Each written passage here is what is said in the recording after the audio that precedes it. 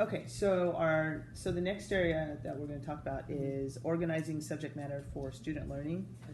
I like the idea that each student was able to create their own line plots. Okay. And I noticed that the kids were able to manipulate the line plot via Okay. their iPads. Okay, yes. And that's through Pearson. Yes. Correct. Okay, which is great because that gives them more independence and more individuality. You know, where they're not told or you're not giving them this is what it's supposed to be. Right.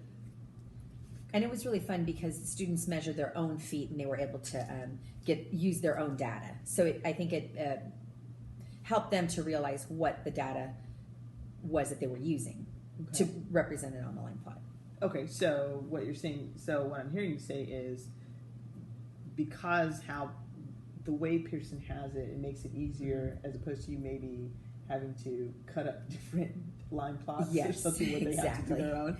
So it's easier for them to manipulate and since the data is their own, much easier than giving them some kind of data that they have to do.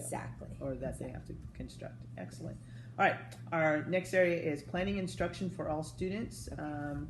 You modified the instruction for the several students that we had discussed previously in your pre-op.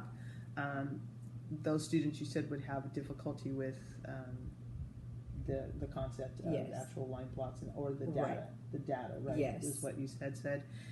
So you got to do a small group with one-on-one. Then coming back and you got to actually sit with them and really go through the data and what the data meant and how to plot that data and that information onto line plots. Excellent. With a line plot, yes. Yeah. So checking for understanding during the lesson, you got to do that. So I think pulling the small group, that gave you that opportunity to pull those kids into small groups once you knew that the other kids could go independently. Yes.